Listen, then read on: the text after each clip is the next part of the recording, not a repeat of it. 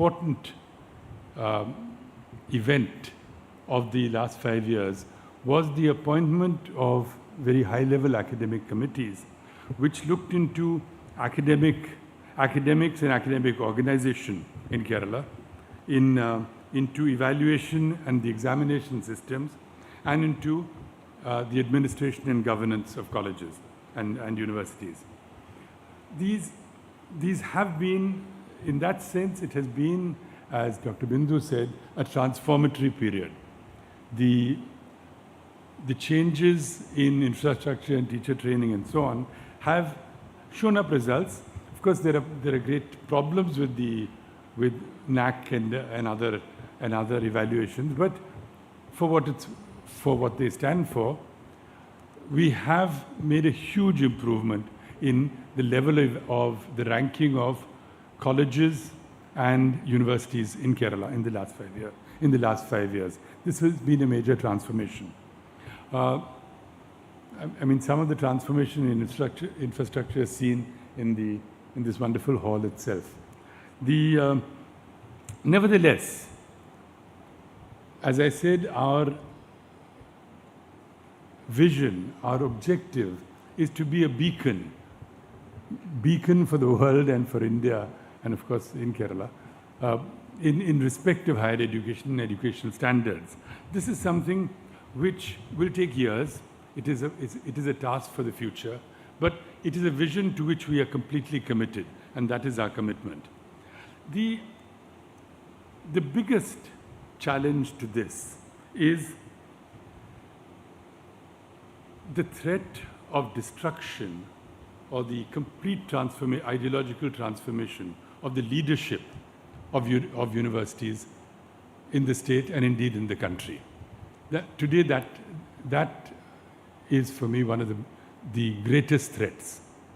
You see, at the time of independence and in the early years of independence, different states of India established new universities.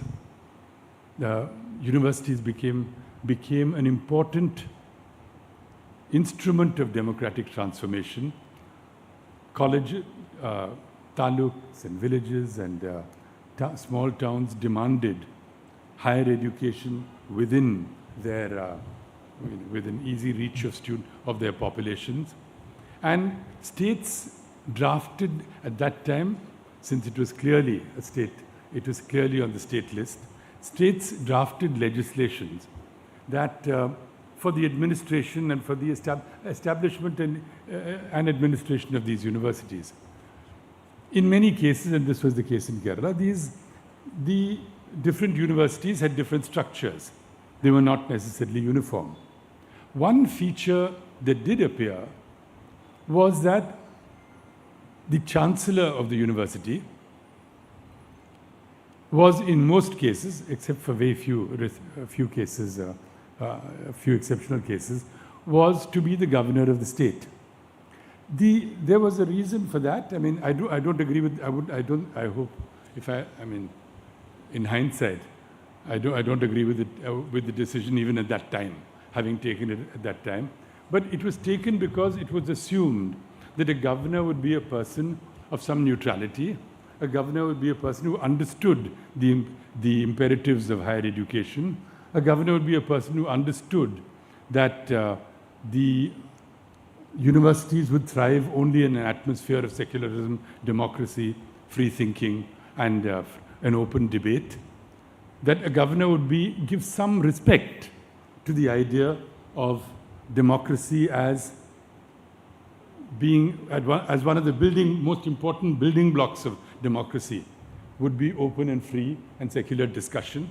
This was assumed that these people of eminence would have the qualities that were required to be a chancellor. In any case, the chancellor was only to be the symbol of the university. The chancellor was not somebody who would actively intervene, much like the governor was not supposed to be a person who would actively intervene in the affairs of day-to-day affairs of the ministry in the state. Well, obviously times change. Times change. The character of governors changed. The governor became people who did not, who neither respected nor understood the importance of education. The governorship became a much more ideologically charged position, very often with people who had a record of, now of course, people with a clear record of participation in the Rashtriya Swayamsevak Sangh. That became the character of the governor. Now, in such a case, now, if you were to get, not only that, unlike school education, even school education, there has been a great deal of central interference in the ideology and administration of schools. But we still have our own textbooks. Our textbooks still talk about the Mughals. Our textbooks still talk about the periodic table. Our school textbooks still talk about Darwin. And these are, as you may have seen in the papers today, the second batch of textbooks has come out. School textbooks has been issued yesterday. In the case of the university system, the hold of the University Grants Commission on state legislation and on the appointment of the senior-most functionaries of the university was much more obtrusive. And we can see how this happened in Kerala, where we had a governor who intervened in every single vice chancellor appointment. We had a governor who actually who was our very dear and respected vice chancellor was abused in public by the governor. At that time, it was clear to the states, and also states want to bring some uniformity to higher education legislation.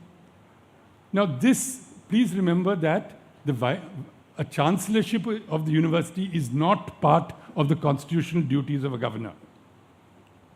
The chancellorship was a duty given to the governor only by the drafting of these state legislation. When the state chose to change the legislation, the central government and the Supreme Court stopped that. So did the President of India. Now, I consider it a huge, it is a huge intervention in our higher educational system. At this point, it is possible for the central government and their representative in the state to manipulate the appointment of every single head of institution in which the governor is the chancellor. This is a crisis. It is a crisis. It is a crisis for the whole country. It is a crisis for Kerala and for the whole country. If the central government is allowed to, and what does it mean? It means an end to the tradition of secularism and democracy on campuses. It means an end to the efforts to build a science. India is the country that put the term scientific temper on the map of the world. It is a term that originated in the 19th century, but one that gained popularity internationally only after actually the discovery of India was written. And it is surely the only country in the world where the term scientific temper is in the constitution, right? I mean, it can't be in any other country's constitution. If in our country,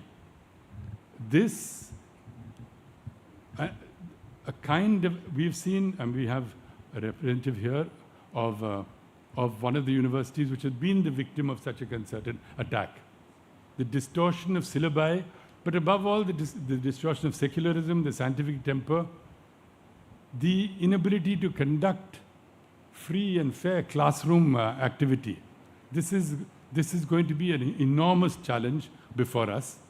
The state government will continue to be committed to its vision to make Kerala and Kerala's higher education system one that, as I said, a beacon for academics, for scholarship, and for government or governance by discussion. That is our vision. That vision is under challenge, and I appeal to all of you to understand the really very serious nature of that challenge today. But then there is always let me not end on that kind of note. We always have, we have and we take strength from Kerala has our greatest assets are in the university world, are the commitment and the enthusiasm of our teachers, many of whom you see here working for the success of this conference. And of course, the enthusiasm for knowledge, the enthusiasm for a modern life and for modern thinking, and for knowledge in general among the students and the young people of Kerala. These are and continue to be our assets. May I, with these words, greet all of you once again and congratulate the organizers for this excellent event. Thank you.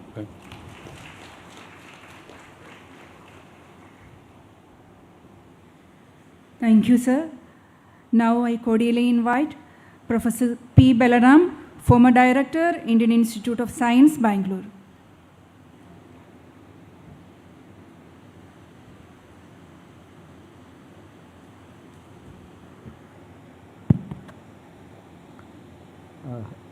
The Honorable Minister for Higher Education of Kerala and all my colleagues on the dais and all my friends. It's a real pleasure for me to be here because I have been associated with the programs of the Kerala State Higher Education Council for the last few years, and it's been a real privilege to see that a state government is actually spending a fair amount of money trying to promote research and higher education. If I follow in the context of what Dr. Ramachandran said, higher education really is in a state of crisis all over India. And there are very few states which have actually recognized that there is a major crisis in the making. In most of our universities in India, there is a decline in the number of publicly supported universities. There's a decline in the number of faculty, and there's a decline in the number of the very programs that we seek to support, research departments. Most of them are depleted now completely in the universities. So in that background, Kerala stands out as a possible way of rescuing the higher education system supported by public funds. Both school and higher education are a public good, and therefore there is no other way to support them other than with public funds. The increasing drive to privatization has sometimes taken away universities from being centers of learning and centers which produce research and new knowledge. Instead, they have become mere teaching shops which provide degrees to large numbers of people. A growing problem now in India is educated unemployment. And if educated unemployment now stretches all the way to people who have got advanced research degrees like PhDs. I want to mention this here only because I think while we appreciate the programs that the Kerala State Higher Education Council has launched, there is a clear need to expand these programs, to monitor them, and to also ask in which subjects should we really support these programs. I was struck by one fact that Dr. Ramachandran mentioned somewhere in his speech. He also mentioned the periodic table and Darwin. I am a person who goes around giving a lot of technical lectures on chemistry, biology, the very subjects that are not very popular in universities today. And it turns out that in the last few years, my first slide has always contained two images. The images of Darwin and Mendeleev, and a picture of the book Origin of Species, and Mendeleev's periodic table. It turns out that nothing in the world can be understood by anybody unless they appreciate Darwin and Mendeleev. Science is the study of nature, and it also turns out that science is the study of matter. It's the study of matter, living matter, non-living matter. We divide scientists among all the groups which study inanimate matter, and the biologists study animate matter. Everybody studies matter.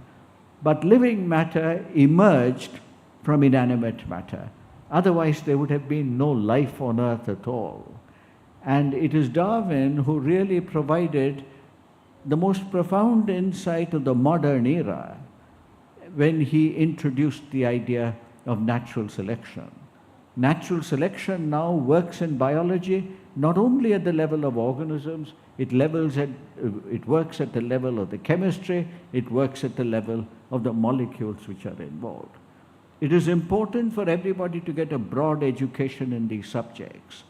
It turns out that what we call today the humanities and social sciences are only those subjects which have emerged after human societies began to become civilized. Before human beings were civilized, before they formed societies, they were in a biological sense animals and part of the animal world. This is evolution. And this is evolution in two senses. It's evolution in a biological sense. It is also evolution in a cultural sense. Most of our present day problems stem from a lack of understanding of the connections between biological and cultural evolution. And we are right now, in the midst of a major cultural transition. When we emerge from this cultural transition, we would have now entered another new phase of development. I wish the Kerala State Higher Education Council very well in the future, and hope that their programs which have been successful so far will be even more successful in the future. Thank you.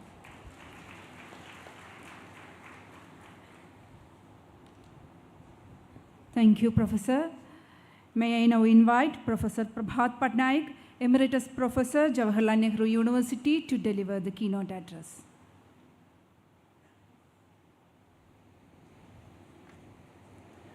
Dr. Bindu, Professor Balram, Professor Ramachandran, Professor Rajan Gurukul, Professor Anantamurthy, Dr. Sharmila Joseph, Dr. Uma Jyoti, Dr. Rajan Varghese, friends. It's always a pleasure for me to come to Kerala, not just because of the warmth in the food, but also above all because Kerala is always showing a way contrary to what the national tendency is. At the moment, all over the country, there is a sharp decline in the standards of higher education and research. I am not in a position to talk about the natural sciences, but I certainly see this in my own subject, economics, and particularly in the social sciences. The study of inequality in income distribution in India began by Professor Kanta Ranadive of Bombay University in the late 1950s. Today, there is nobody in India who's working on income inequality. If you want to find out the level of income inequality in India, then you have to go to Professor Thomas Piketty of Paris. This is really a remarkable development. Likewise, there is nobody who is pointing to the fact, very few, pointing to the fact that the World Bank's assertion, which is lapped up by the government of India, that poverty in India has disappeared, it's now about 2% of the population, is really completely it's completely out of question. The reason why there is a decline in the ethos, in the standards of research in the country, certainly in the social sciences, it seems to me that there are two obvious reasons. One is that any narrative which is presented and which runs contrary to the narrative of the union government is something that people are afraid to take up. In other words, if you do this, and this is true not just of government-funded or central government-funded universities, this is true now even of private universities. If you say something which runs contrary to what the claims of the union government are, in that case, you are likely to be victimized. And that's why the fear of objecting to what is the current dominant official narrative is something that actually stultifies research in the country, particularly in the social sciences. The other factor which is stultifying research in the country is what I would call the commodification of research. That if it is the case that government funding for universities dries up, if it is the case that there are lots and lots of universities which are actually without adequate faculty strength, it follows then that private universities would come up, they would charge you exorbitant fees for which you would have to take a loan, and if you take a loan to study there, in that case, you would use the degree that you get for the purpose of earning. In other words, the degree you get, the education you get then becomes a commodity. A commodity is one where what is produced is something which is entirely an exchange value from the point of view of the seller. Entirely an exchange value. In other words, then the education becomes measured in terms of how much money it will get you in the market. And that being the case, obviously, you would concentrate only on those areas. You'd concentrate only on that kind of research that is currently marketable. And that again stultifies fundamental questioning, fundamental research. When I go back, I'm an old man, when I go back to the 50s and the 60s and the 70s and even the 80s, there was a level of research in the country which was quite remarkable for its richness and for its prescience. As a matter of fact, all over the global south, what was being talked about in India used to be avidly looked up to, avidly followed. While now we are in a situation where that is no longer the case. And to my mind, the reason lies in the fact that there has been an immense commodification of research, which is a reflection of the paucity of funds that the governments have been making available. Kerala, therefore, stands out as an exception in this. And the other is, of course, following from this, in a sense, the fear that the union government's narratives generate among researchers, that if they said something different, in that case they would be penalized, they would be victimized. Fortunately, in Kerala, these fears do not exist, but on the other hand, it's also true that Kerala, after all, does not exist in isolation. These pressures are going to mount. Pressures are going to mount not only on the state, but also on researchers from the state, and therefore the degree to which they withstand these pressures would really determine the degree to which higher education and research flourishes in the future. I wish all of you the best of luck. Thank you.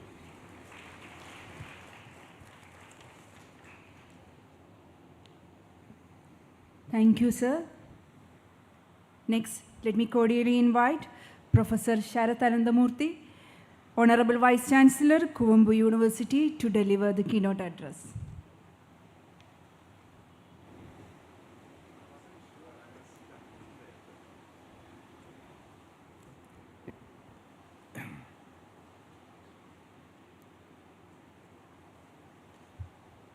Honorable Minister for Higher Education,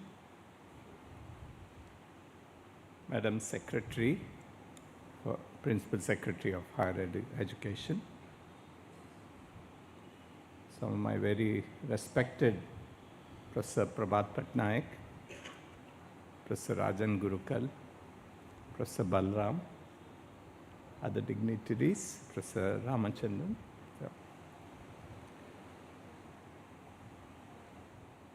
I wouldn't like to repeat what the distinguished speakers today said, variously, but the same thing. That is, what a wonderful new approach and new program this is, and we all hope that it will be in the years to come, open the eyes of other states, because when the central government is failed in its job of promoting knowledge, promoting inquiry, the task is upon the states to doing this, and Kerala indeed has taken a big step. In a way of speaking, it has really put its money where its mouth is.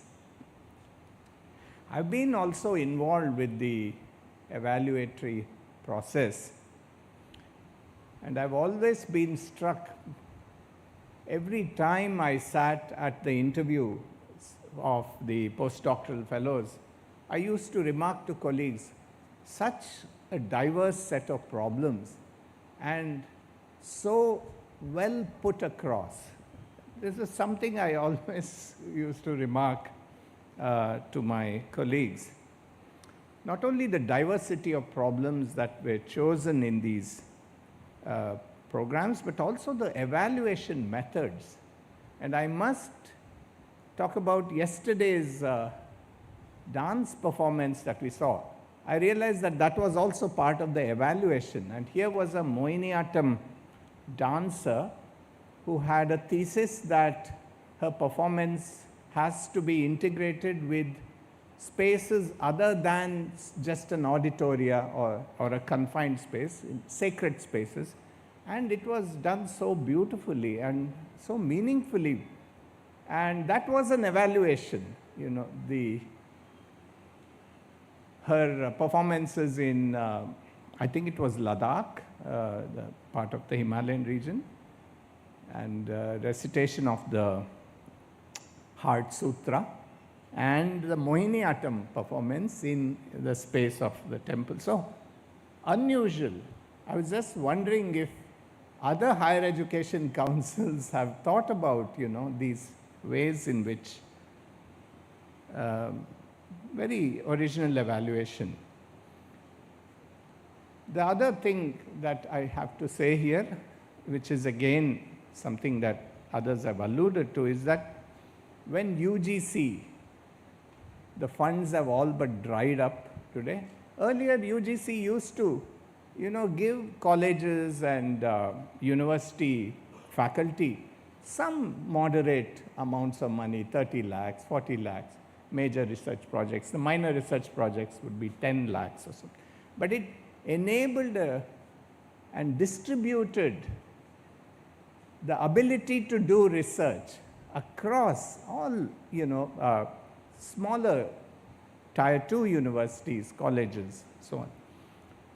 Today, everything is being gathered under the ANRF, and the ANRF has refashioned its research into priority areas, the so-called priority areas. But what, in my observation, has happened is that this has concentrated funding into certain thrust areas, but then this money is distributed in enormous amounts to a few elite institutions, regardless of whether they can utilize the kind of money they have been being given.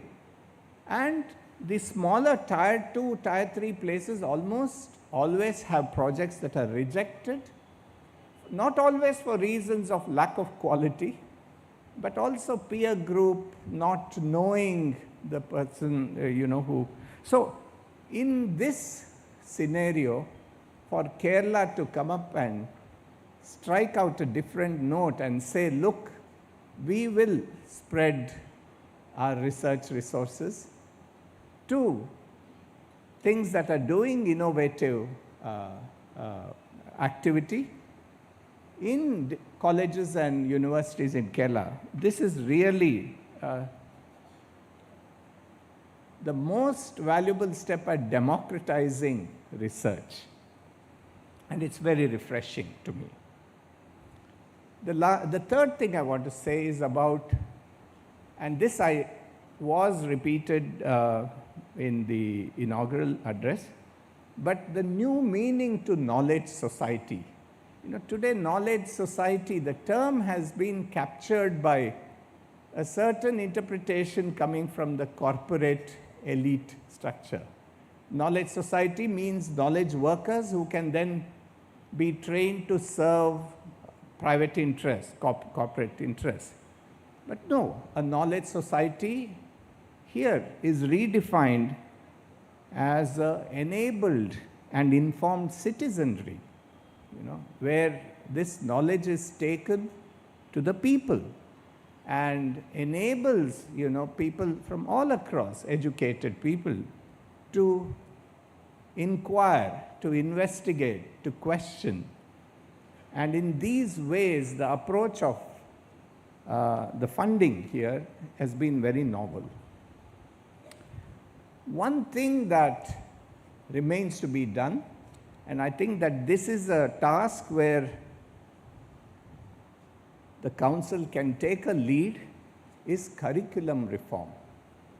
As some of my colleagues just repeated today, a lot of what is taught, unfortunately, it has very high-sounding names, but what goes on under it is a lot of misinformation, wrong information, and many a times things that are completely agenda-driven. As the scholar here said, the complete obliteration of Mughal history, for example, in school textbooks, and so on and so forth, and the passing of pseudoscience as valuable science. Such things need to be immediately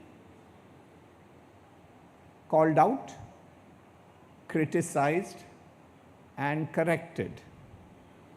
But not only that, I think we have a great chance in this reform to initiate inquiry-based learning, to really, because our textbooks today are become but repositories of information, but there is not enough processes that help you learn to think critically, to ask the right questions scientifically.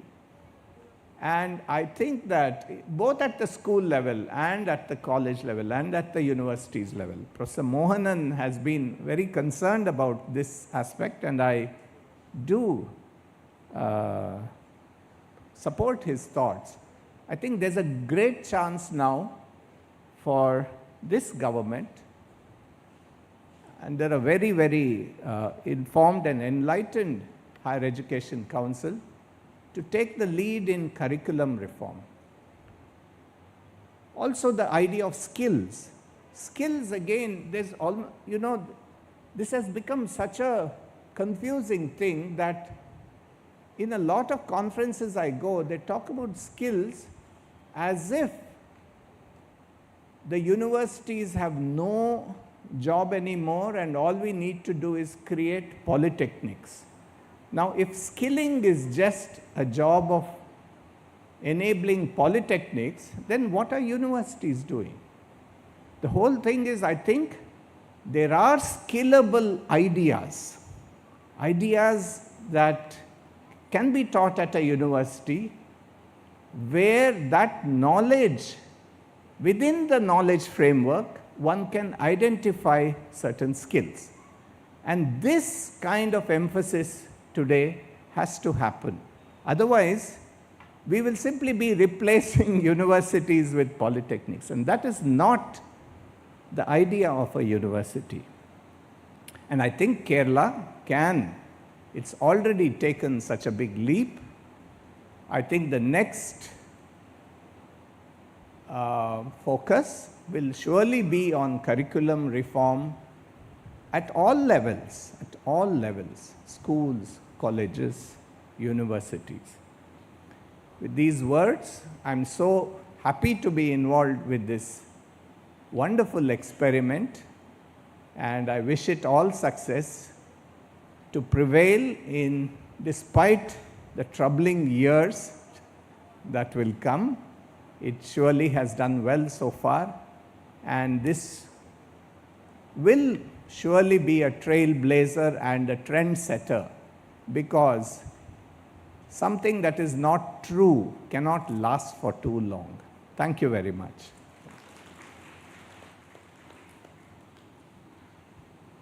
Thank you, Professor. Now, let me cordially invite Dr. Sharmila Mary Joseph IAS, Principal Secretary, Department of Higher Education, to deliver the special address.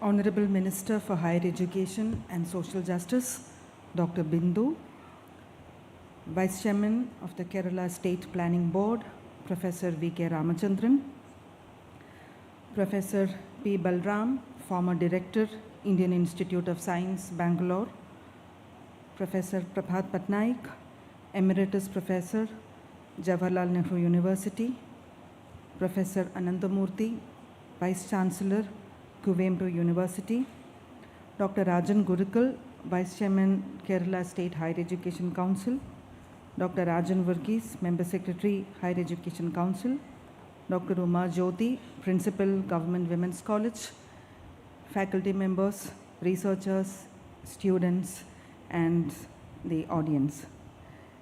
Good afternoon, everyone. At the very outset, let me congratulate the Higher Education Council and the Higher Education Department for having launched this new initiative, the Scholar Connect initiative. Borrowing from the brochure for the Scholar Connect initiative, I should say that Scholar Connect is more than a mobile or a web application. And as we have mentioned in the brochure, this initiative is the realization of the bold vision of our bold vision to bring Kerala's global academic diaspora closer to its higher education institutions. And through this initiative, we have embarked on a journey, on a strategic intervention to translate our initiatives for brain gain on a technology-enabled framework. The youngsters sitting in the audience or sitting in the hall would know that access to knowledge and information today is not as difficult as it was in the past. Because today, information and knowledge is available at the click of a mouse or with the touch on the smartphone.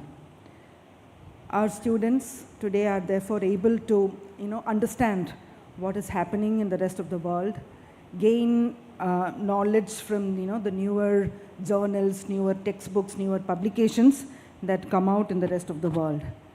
And the Kerala Higher Education Department and the Higher Education Council has set up a mechanism whereby through our centers of excellence on research and higher education, through our academic library network, students of our institutions, of our universities, our researchers and our faculty are able to access or gain access to the newer journals or the newer publications or the newer books that are available to students in universities and institutions abroad.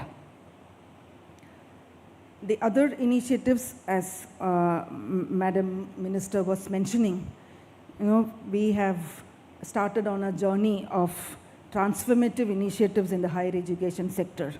The various centers of excellence which are under operationalization are set to further give a boost to the research and innovation ecosystem in the state and in our universities. We have set up state-of-the-art laboratories in many of our universities.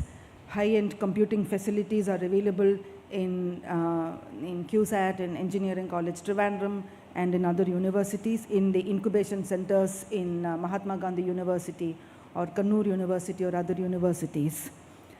Students and researchers of other institutions, other universities are also able to access the facilities available in the institutions across the state. Further, through initiatives like the Kerala Institute for Advanced Studies and other centers of excellence that we are setting up, we are trying to encourage the spirit of inquisitiveness and the spirit of questioning in our students, in our researchers, and in our academia. These initiatives, I'm confident, will enable our state to become the beacon of higher education that we are aspiring for, a beacon of higher education for academics, scholarships, and research. The Scholar Connect initiative, the other digital initiatives that we have launched, the internship portal that we have launched, and other facilities that we have launched, I'm sure will go a long way in strengthening and boosting the research and innovation ecosystem in our state. I wish all success to the initiatives of the Higher Education Council and encourage students, young researchers, academia to make use of the facilities that have been provided and thus to join the state government in its journey for transforming the higher education sector and catapulting the higher education sector to greater heights. Thank you. Thank you, Madam. Let me cordially invite Dr. Uma Jyoti V., Principal, Government College for Women, Thiruvananthapuram, to offer felicitations.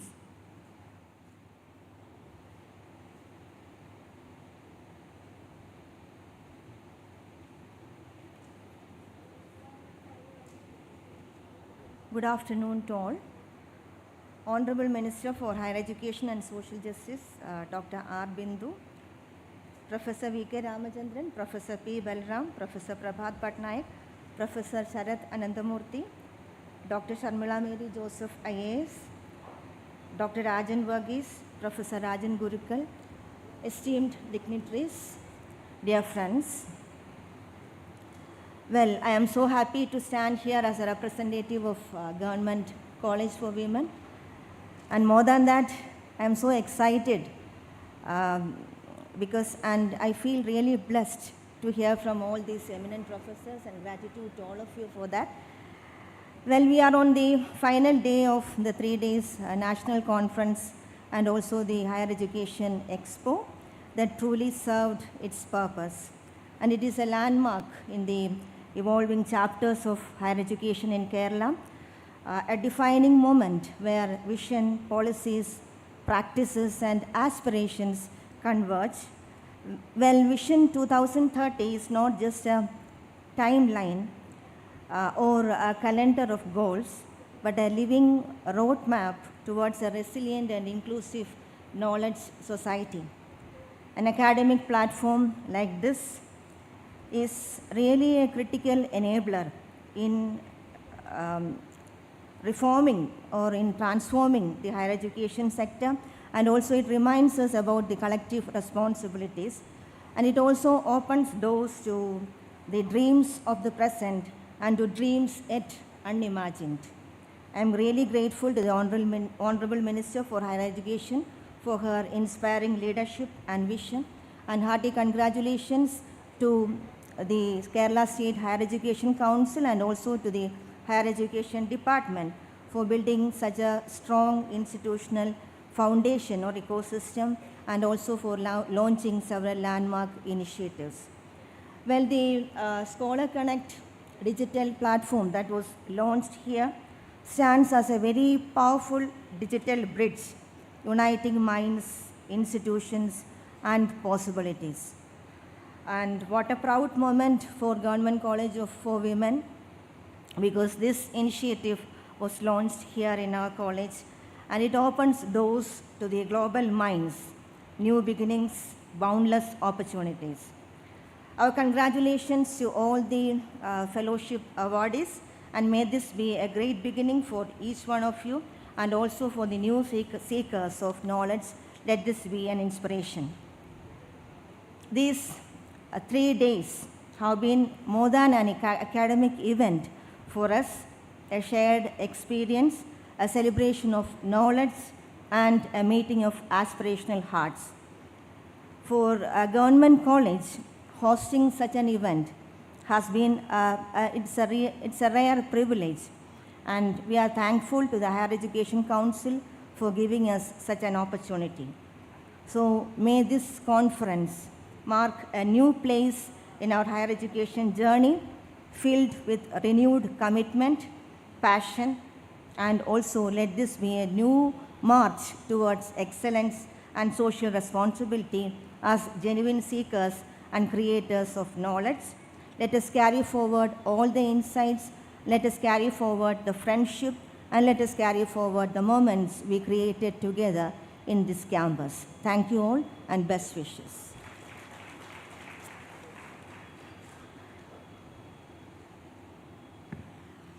Thank you, Madam. Now it's time for the distribution of certificates to the researchers who have successfully completed the Chief Minister's Navakerala Postdoctoral Fellowship in various domains. I request the Honorable Minister for Higher Education and Social Justice to kindly give away their certificates.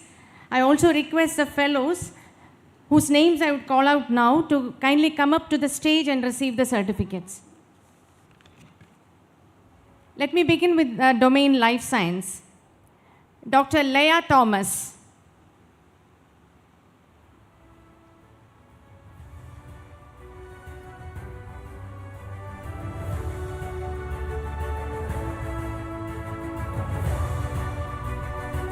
Dr. Vinita R.C.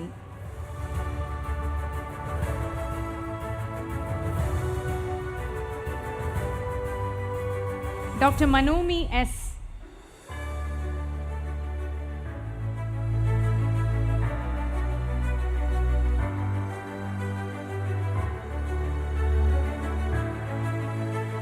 Dr. T.R. Reshmi.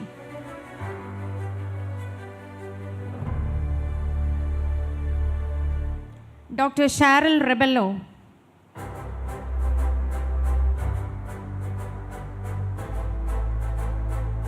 Dr. Shine BJ.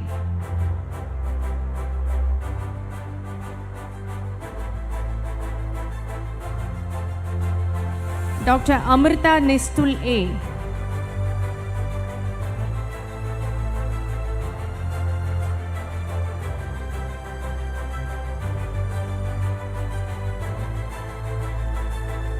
Dr. Saumya S.J. of Chemical Science Domain.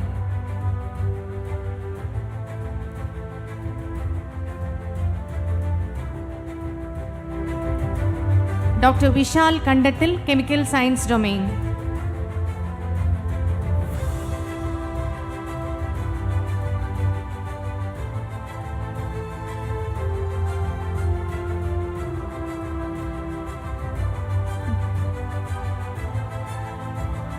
Three researchers are from the Political Science, Historical Studies, Humanities and Liberal Arts domain.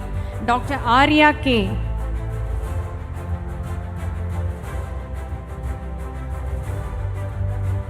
Dr. Indu V. Menon and Dr. Lijisha A.T.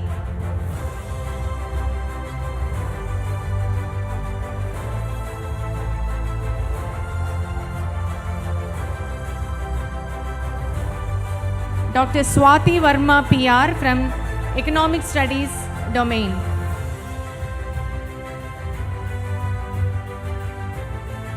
Dr. Kataukar Deepak Suresh from the domain Agriculture and Ecological Science. Dr. Radhika PC from the domain Commerce and Management Studies. Dr. Leda K. and Dr. Elizabeth Dominic from the same domain.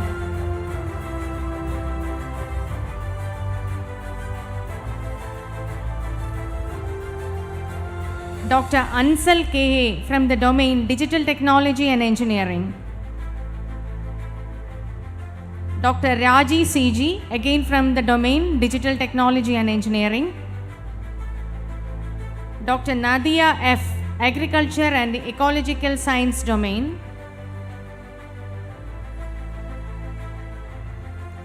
Dr. Simi Mohan J.S. from the domain Medical Science. Dr. Vinita P.K. from the domain Material Science. Dr. Renjit Kumar O.S. from the domain Political Science, Historical Studies, Humanities and Liberal Arts.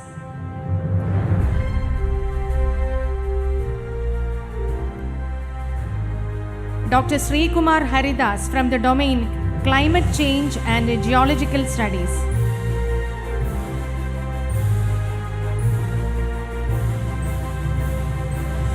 Dr. Vijay Sri Haridas from the domain Chemical Science. Dr. Shariga S. also from Chemical Science.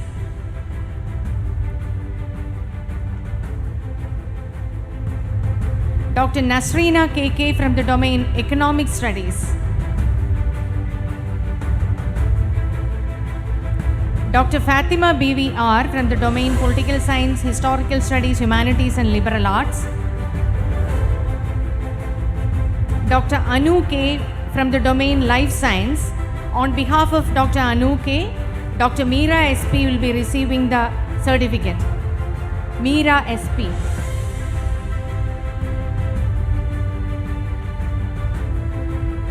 Dr. Sai Sri S. from the domain Chemical Science. Dr. Saumya B.N. from the domain Chemical Science. On behalf of Dr. Saumya B.N., Dr. Vijay Sri Haridas will be receiving the certificate.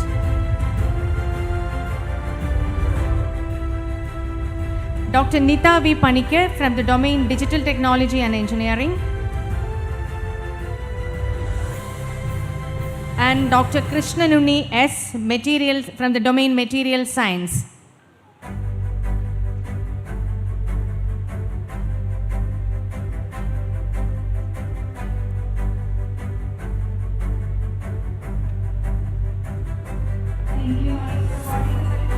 Thank you, recipients also. Now let me cordially call upon Dr. Rajan Varghese, Member Secretary, Kerala State Higher Education Council, to propose the vote of thanks.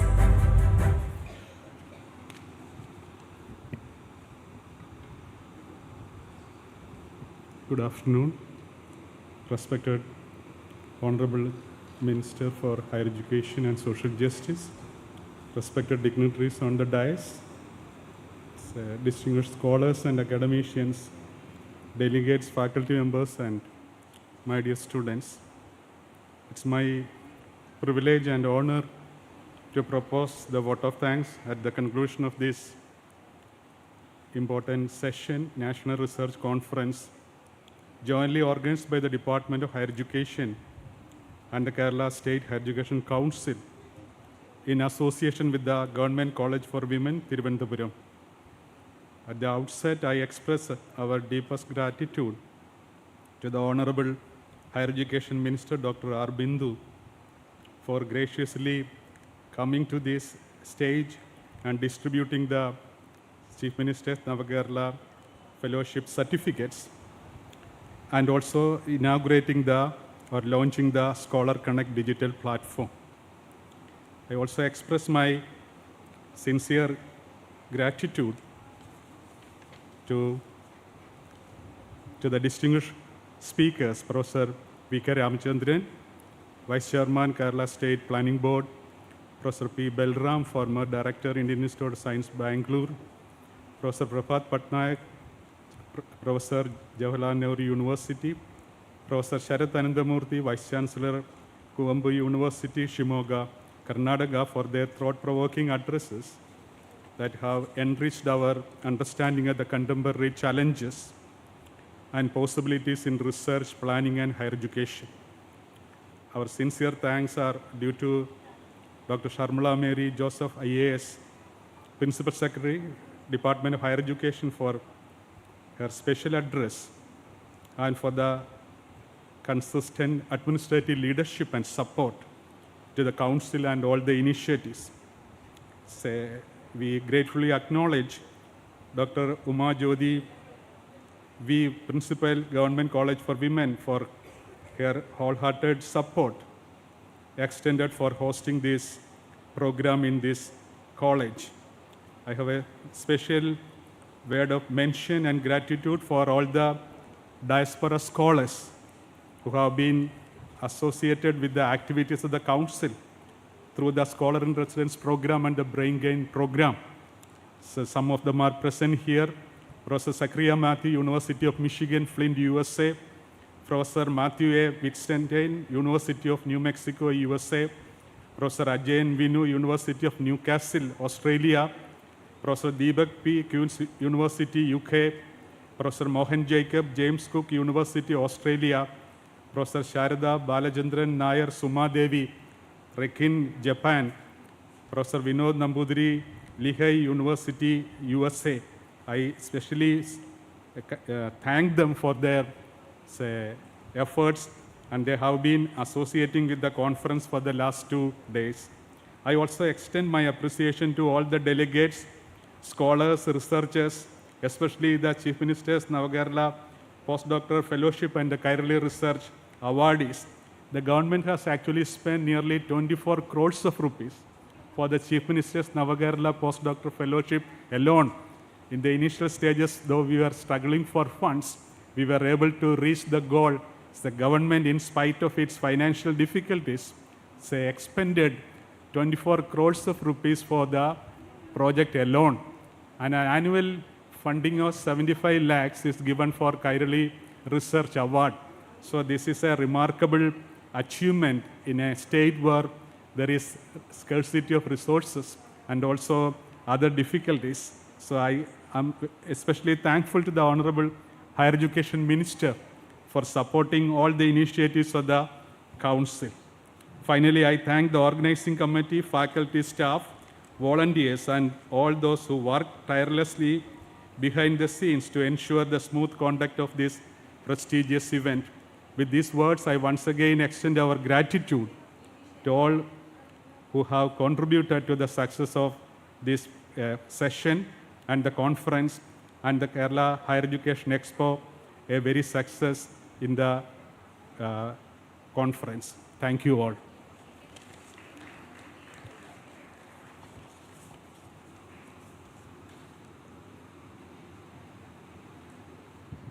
Thank you, sir. We have one more recipient of CMPDF. I request Honorable Minister to award the certificate.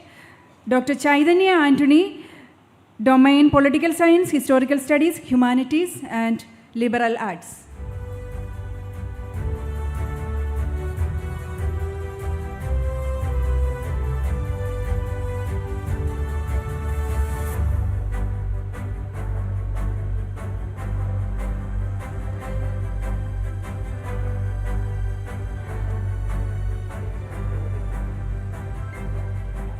Thank you, Madam. Dear delegates, our inaugural function has come to an end. Now we break for lunch. Let me once again thank all the dignitaries, and I request all the invited dignitaries to assemble in the conference room near the principal's room after lunch. Thank you once again. We invite all delegates and all distinguished invitees to the food court to have lunch together.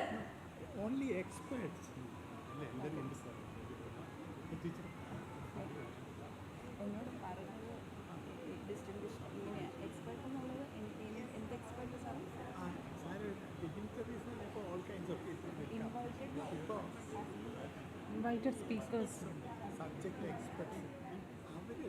Once again, let me invite all the subject experts in the CMPDF domain who have gathered here to assemble in the conference room near Principal's office having a discussion.